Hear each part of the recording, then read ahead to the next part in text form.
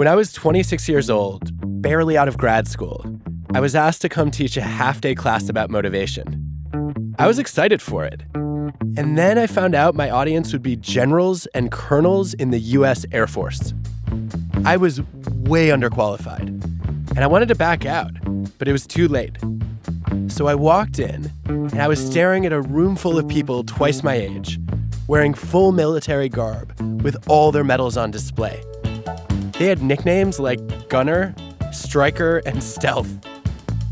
By the end of the first hour, I felt like I was bombing.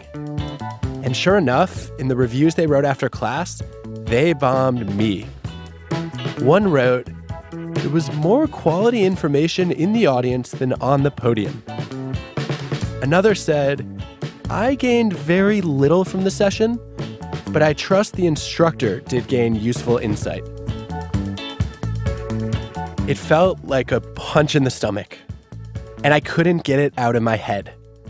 So I did what any self-respecting organizational psychologist would do. I started studying why it's often soul-crushing to receive criticism, and whether we could actually learn to like it.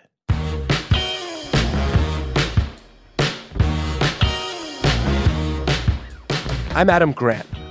This is WorkLife, my TED podcast. I study how to make work not suck. Organizations like Google, the NBA, and the Gates Foundation have invited me in to help make jobs more meaningful, teams more creative, and cultures more collaborative. In this show, I'm inviting myself in to some truly unusual places where they've mastered something I wish everyone else knew about work. Today, the art and science of criticism. Thanks to Bonobos for sponsoring this episode. Hey, Kieran. Hello, Adam. How are you? Doing well, and you? Good. This is Kieran Rao. He used to be a manager at a financial company. Like most managers, he spent a ton of time in meetings, and most of them were pretty run-of-the-mill. But there's one meeting that Kieran will never forget.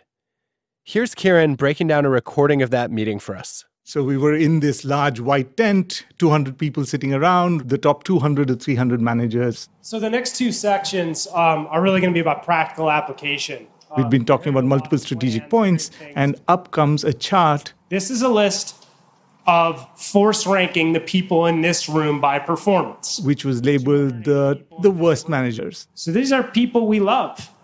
Some of the people in this room on these names probably shouldn't be here. And I was number one on the list. I look at this name. I hired Kieran.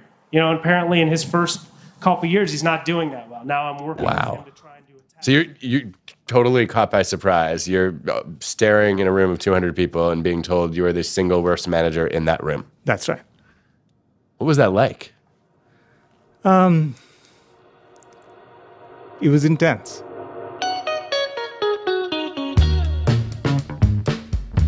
We'll hear more from Kieran later.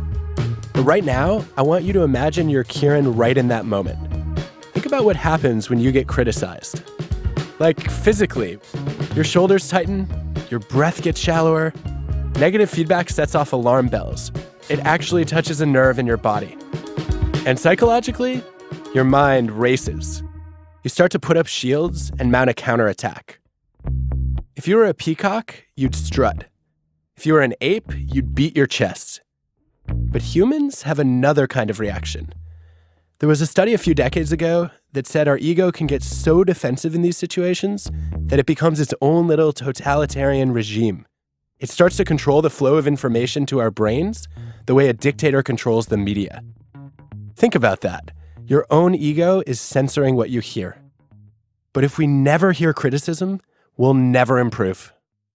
What would it be like at a place where people constantly criticize each other and crave that kind of feedback for themselves in order to make everyone better? I've worked with hundreds of organizations, and I've found only one where that's truly the norm.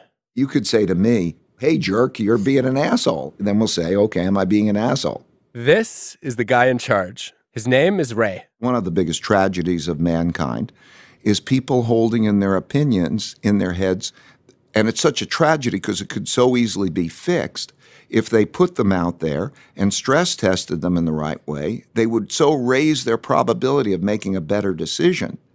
Everybody's giving high fives. They're all smiling at each other, but they're not dealing with the things they need to deal with.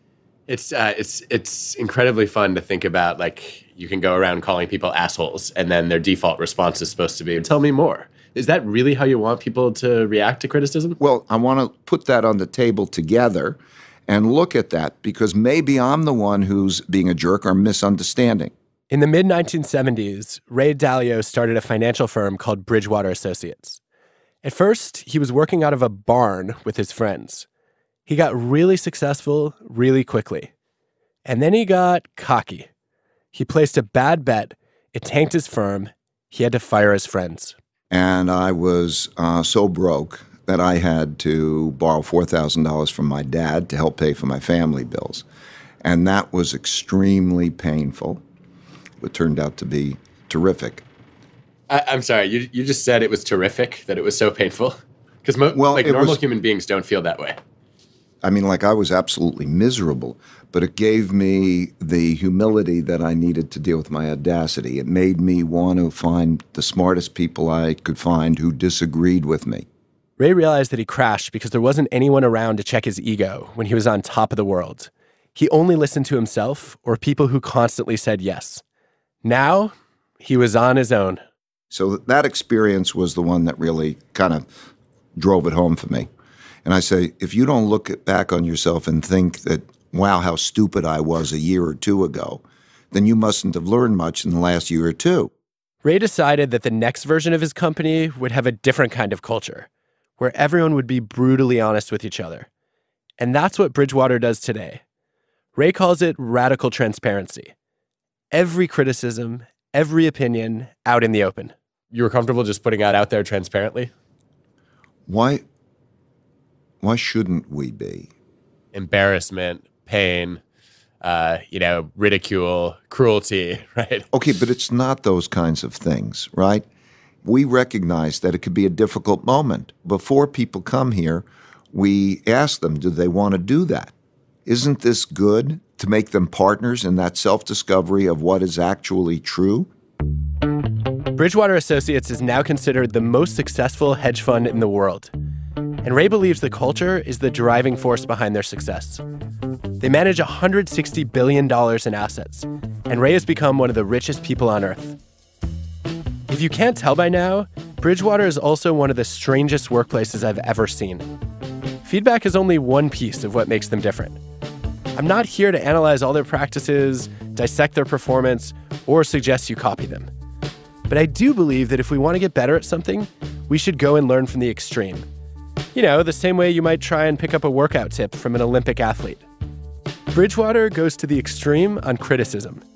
They think you can learn to dish it out and even crave it. Over the years, they've had some high-profile senior leaders, including James Comey, the recent FBI director. He even talked about Bridgewater at his Senate confirmation hearing. I went to Bridgewater in part because of that culture of transparency. It's something that's just long been part of me. Today, about 2,000 people work there, and every single one of them is expected to put criticism out in the open, even if the billionaire founder is the target. Here's an email Ray got one day from a colleague named Jim Haskell. Ray, you deserve a D- for your performance today. You rambled for 50 minutes. It was obvious to all of us that you did not prepare at all. Today was really bad. We can't let this happen again. When Jim sent his scathing review, Ray decided to get a few more opinions. He asked his colleagues to rate his performance that day on a scale from A to F. Then he shared the feedback with everyone else. And let me tell you, Ray did not get any A's for that meeting. I sucked. I think what a lot of people would have done in that situation is they would have just sorted the conversation out with Jim. And you replied and you said, hey, everybody else in the meeting, I'm looping you in. Please No, the whole grade me. company. That went to the whole company? Yeah. A to F. It's very important.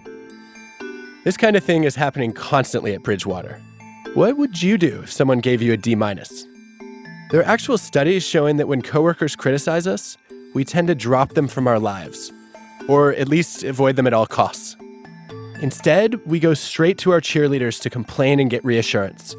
Our friends, our favorite like-minded colleagues, mom. That's our support network. But there's another kind of network that we all need. a challenge network. A challenge network is the group of people that you trust to push you to get better. They tell you the stuff you don't want to hear, but need to hear. And Bridgewater is one big challenge network. I want Jim's critiques because I might be inclined to ramble and because I might be inclined to not be prepared. So Ray made a promise to Jim. He'd do better the next time. He said, listen, I can't trust you to do that. And I say, great, I can't trust me to do that either. And so as a regular protocol, he'll call me up because he understands that it works well for both of us and works well for the company. A challenge network can only help you if you're ready to listen. It's particularly important for me to be showing anybody what I'm doing, including my failures, my successes. Yes. Why would you not do that? Well, because you're afraid of the answer. What are you afraid of? Of the emperor being discovered to have no clothes. If your objective is to be as good as you can possibly be, then you're going to want that. I think a lot of people would rather maintain a sort of at least the illusion of a decent image than to actually improve. But then they care more about their image than they care about results. And you're not willing to tolerate that. You know, life's much better with good results than, you know. The idea of criticizing each other this openly might sound terrifying. I get that. In lots of workplaces, it would be painful at best and abusive at worst. There's a bunch of work by economists showing that rankings generally demotivate people. People, even who are at the top, are like, well, I expected to be further at the top. And everybody at the bottom doesn't enjoy the experience of comparing themselves negatively to everyone else around them. In normal companies, I suspect that they don't prepare people, agree on it, say, is this a good thing? What about your workplace? What would happen if you just decided one day to be radically transparent? It might not go so well. I was working at Esquire magazine at the time, and I said to my editor in a meeting at one point, I was like, you know what, I really would rather be at the New Yorker, and if they offered me a job, I would take that. And he was stone-faced. He did not like it. That's AJ Jacobs, a writer who thinks it's fun to live his life as an experiment. For a story he was working on, AJ committed to being 100% transparent for a few weeks. If you hate your boss, tell your boss, I hate you. AJ did that with everyone he talked to. His mother-in-law, elderly neighbors, his kids, his wife's friends. I was out with my wife at a restaurant, and we saw some friends of hers that she hadn't seen since college, and they were all excited to see her, and they said, oh, we should all get together and have a play date with our kids. And I had to say what was on my mind, which was, you guys seem like nice people, but I really don't want to see you again. And they were, they were offended, rightly. And my wife was furious. So it was a disaster. I mean, we never did see them again. So it is efficient. It was effective. So in my parlance, saying something like that is not radical candor. It's obnoxious aggression. Kim Scott is an executive coach in Silicon Valley. She works with CEOs and managers on being radically candid in their feedback. Be a kick-ass boss without losing your humanity. I asked Kim how we can all get better at providing criticism. And guess what? It's not about just blurting out whatever pops into your head like AJ did. The idea of radical candor is that you're caring personally about the other person at the same time that you're challenging them directly.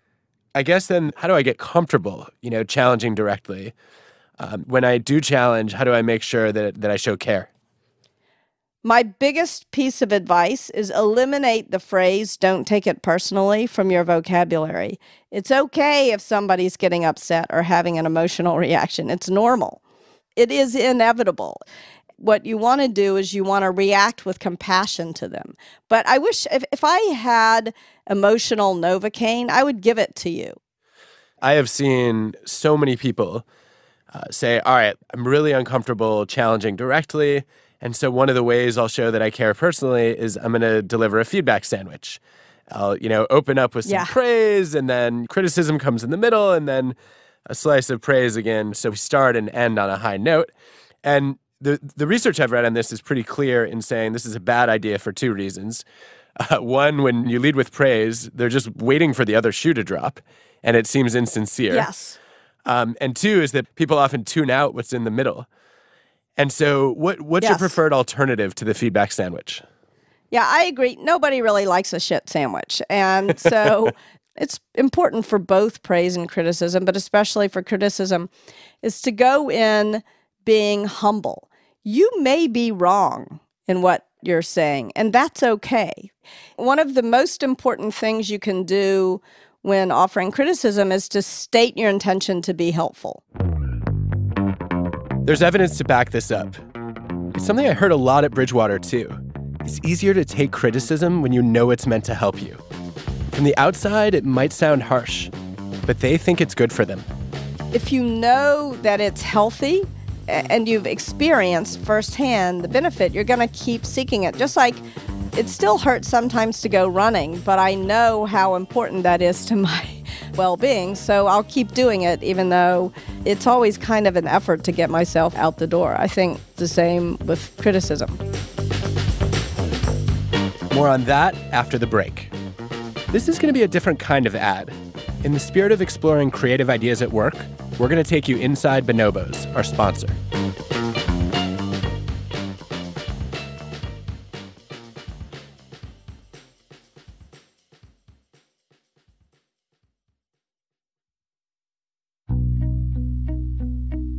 Like everyone else on Earth, I hate calling customer service. It's hard to get a human on the line, and if you do, they're usually stuck reading from a script. If you want to get anywhere, you have to ask for the manager over and over and over. But that's not how things work at Bonobos. They make great-fitting men's clothes, and if you call them with a problem, you get a real person empowered to actually help. Bonobos calls them ninjas. My actual title is Creative Customer Engagement Lead. I'm on the management team of the Ninjas.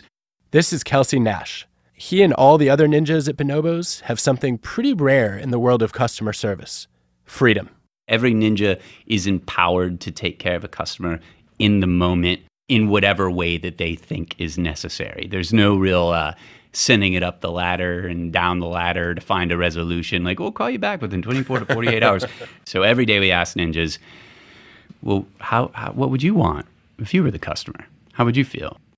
Which can lead to some surprising interactions, like one Kelsey handled himself. There's a guy named Derek, and he wrote in, and he said, I had a fire at my house, and one of my favorite flannel shirts was damaged. Do you know of some way to recuperate this or repair it? I see you don't really have any on the website anymore. Kelsey at Bonobos wrote back right away. Well, I mean, we're happy to replace your shirt. I'm so sorry about that. Is everybody all right? And he wrote back and said, actually, everybody's fine, except our 15-year-old dog was trapped in the house, and we lost our dog, and that's been the only thing. Kelsey heard that and went into ninja mode.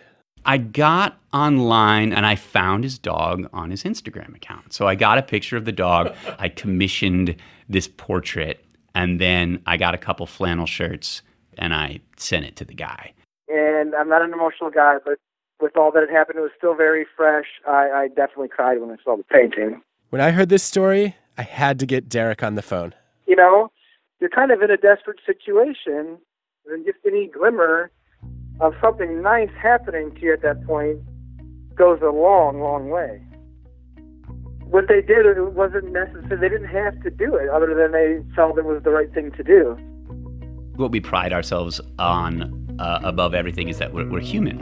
It's like we deal with every contact on a one-to-one basis. As a human, answering a phone call, talking to another human, and let's work this out. Which is what you need sometimes. It clearly meant something to Derek, who recently started a new job. The only picture I put up on the wall so far is that painting, and it's right above my desk on the wall above the window. So when I walk in the door every morning, that's the first thing I see. Bonobos makes great clothes, but my favorite part is that I don't have to leave my house to get them. I hate going shopping almost as much as I normally hate calling customer service. Ordering on the Bonobos website is super easy. They ship fast, and if it doesn't fit, you can always call Kelsey. Just to talk. Try it today at bonobos.com/TED, and you'll get 20% off your first order. That's bonobos.com/TED for 20% off.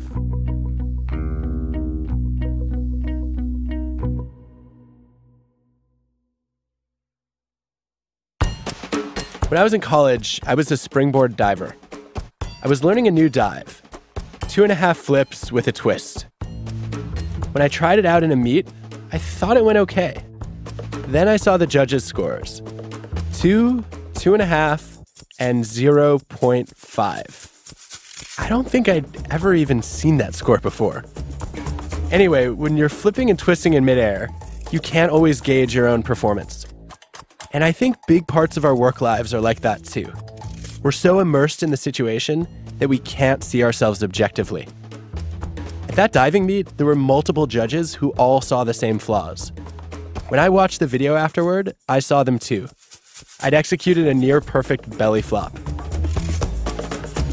If you've ever played sports, you know the value of reviewing the game tape with coaches and colleagues who keep you honest. Why don't we do the same thing at work? At Bridgewater, they do. They're so obsessed with radical transparency that they record the video or audio of almost every meeting. If that sounds a bit like Big Brother is watching, well, he is. But here's the difference. Everyone is watching. They're constantly going back to the tapes to learn. This is what radical transparency sounds like. Here's Ray Dalio, the founder, talking with a colleague. No, I'm not saying all your advice is bad. Well, okay. It sounds like you think it's bad. It sounds some of it is bad. All he's saying to you, you need to display that you know that you don't know. In too many workplaces, people keep those comments behind closed doors. In general hierarchical structures, you don't tell people what you actually think. Jen Healy is a manager at Bridgewater. You're always managing other people's perceptions of you and what they think of you and trying to butter people up above, trying to make sure that they don't think anything's going wrong, that you have all the answers. Radical transparency is designed to solve for a deadly sin of work life, office politics.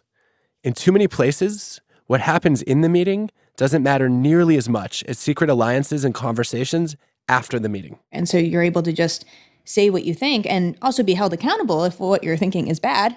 But for it to work, you need all of your colleagues to get past their knee-jerk reactions to criticism, which isn't easy, especially at first. When I first became acquainted with Bridgewater, I wasn't enamored. This is Eileen Murray. When I first came up to Bridgewater for a meeting, I guess it was a management committee meeting and someone was being probed, basically asking people questions until you get to a logical answer as to what might be going on. And I was like, I can't wait to get out of here. I think I'm going to put my hair on fire. These people are crazy. But now Eileen is one of the company's 2 CEOs. Along the way, she came to hear the criticism as tough love, kind of like what you'd get from your family. I have a younger sister who says things to me that I sometimes can't believe I tolerate, but I tolerate it because she's trying to make me better. And so once I understood the intention was to understand what people are like for the purpose of them understanding what they're like, so that, you basically are aware of what you do well, you're aware of what you don't do well, so you can do things better in life. It's a little bit like Navy SEALs. Take the Navy SEAL, put them in the cold water. If that's a difficult moment, let's practice that, right? Every day at the firm is a new encounter with your challenge network. You learn to seek out your trusted critics, which means you've opted in. And little by little, you get more comfortable hearing hard truths. Unless you don't. About a third of Bridgewater's new hires leave in the first year and a half. It was right at that 1.5 year mark that Kiran Rao, the guy you heard earlier, found himself being told he was the company's worst manager in front of 200 of his colleagues.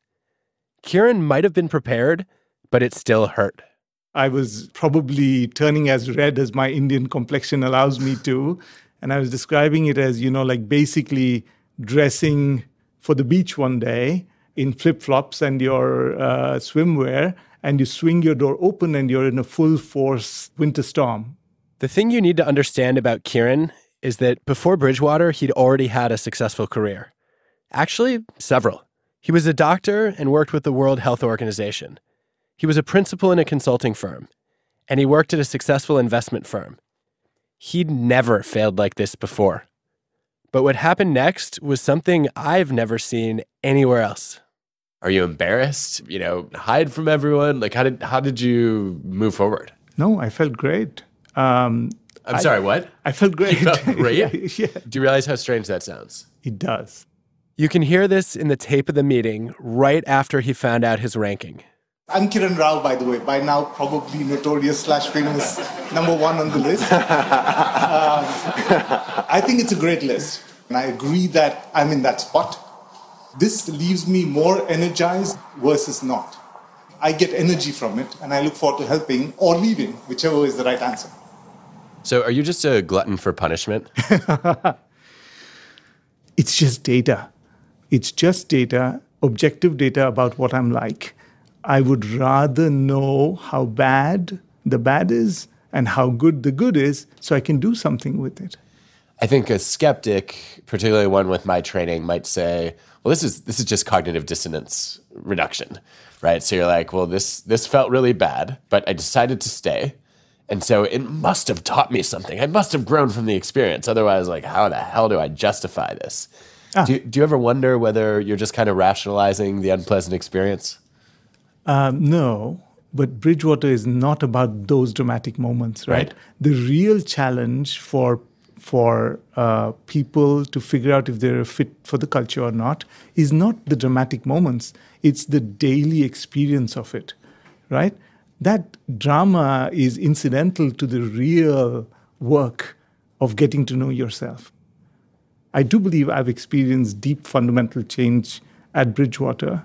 It is interesting because it almost sounds like you're trying to rewire or override an instinct. When I have somebody tell me I did something badly, my ego kicks in, right? And so my composure starts to become worse and worse and worse. That is so wrong. How can that possibly be true? I've done all these things in my life, and how could I be that person? That's what I call proving mode. It's the primal emotional reaction, the lower level you. But your brain has another higher level setting. It's improving mode. That's your inner Olympic diver who wants to know exactly how good you are and every single thing you can do to get better. Improving mode means you're always a work in progress. At Bridgewater, the thinking is that if you're exposed to feedback all the time, you get better at hearing that improving voice. There is a much softer voice, right? The logical person inside me who's saying, yeah, it's been a rough year. It hasn't been such an impactful year. Kiran, you aren't really accomplishing your goals. That's not so surprising. The difference, though, is that those two voices are very different in amplitude at that moment, right? The lower level me is screaming. The upper level me is whispering. It's interesting. So the two yous will always still be battling at some level. I think so. And I think that's, and to me, the beauty is I can see that now. Yeah. It used to take me a month or two to recognize that and come back to an even keel. And with Ray, it takes a microsecond. Yeah, yes, it's almost exactly that quick. I go, damn, I wish I would have whatever that thing is, and simultaneously, where's the lesson? And I think it's a habit. Okay, that's weird. Ray's suggesting he doesn't just feel less pain than the rest of us when he gets criticized.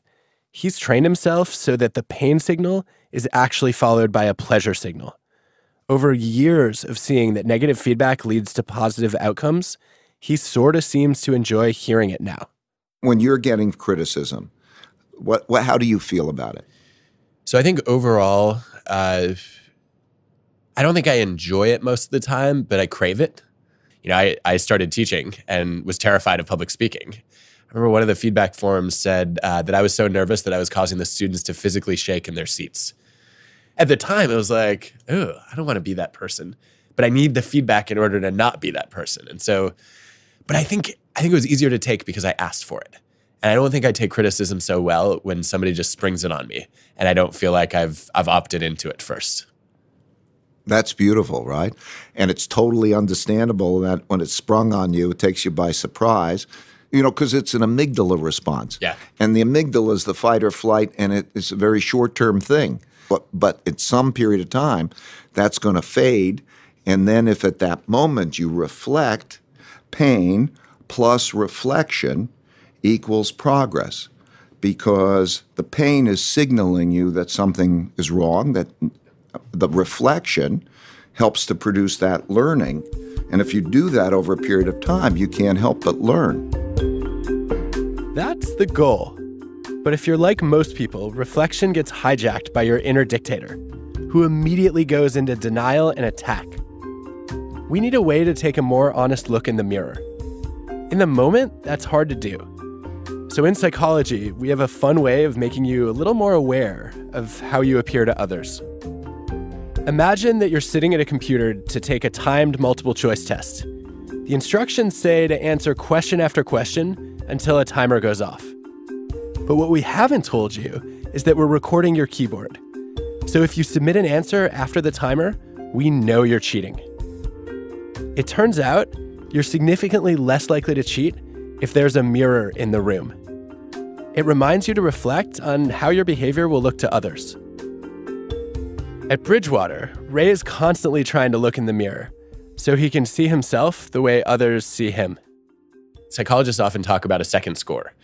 The idea being that you can't control your unprepared, long-winded meeting performance. The D- is done. That already happened. The only thing you can do then is say, all right, I can't control that first score. I can control the second score, which is how well did I take the first score. And so even if I got a D- for my performance, I can get an A+ for how I took the feedback on my performance. That's right. Do you give yourself those kinds of explicit Everybody evaluations? Everybody gives those. Everyone does. Yes. If people know they're being evaluated on how well they learn and how well they take feedback, then there's no stable image to protect anymore. Well put. Yeah, it's a good point. A second score. Every time I get feedback, I rate myself now on how well I took the feedback. That's a habit we can all develop. When someone gives you feedback, they've already evaluated you. So it helps to remind yourself that the main thing they're judging now is whether you're open or defensive. You don't always realize when you're being defensive. So call on your challenge network. Ask them to give you a second score too. How did I come across when you gave me feedback?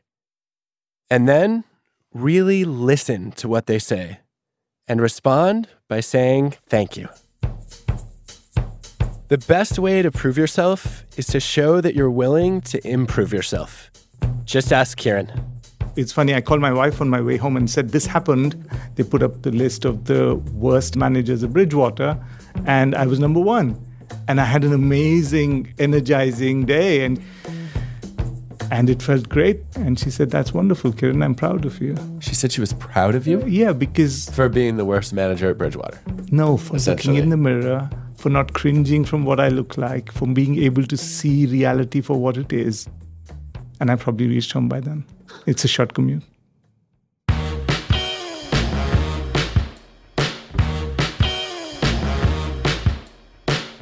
WorkLife is hosted by me, Adam Grant.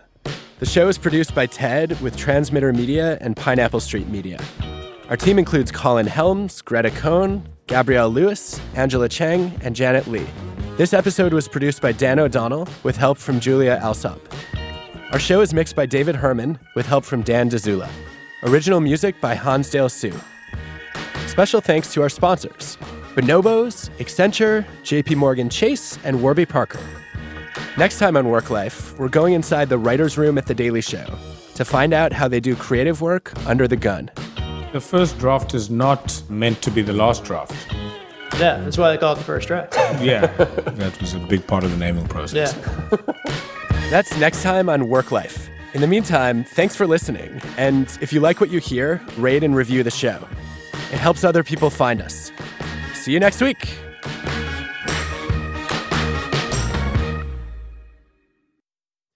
Well, Ray, this has been fun and interesting and thought-provoking as always. Thanks for doing this. So now, what criticisms do I get, though? Oh, I have to criticize you? Yeah. Oh, do we have time for this? You stay at the level of abstract concepts and ideas, as opposed to moving down into sort of the experiences that you've had, the stories that you can tell, the emotions that are part of that really bring your ideas to life. If you brought more of the concrete, the emotional in along with the abstract conceptual, I think your communication would be more effective. Well, thank you.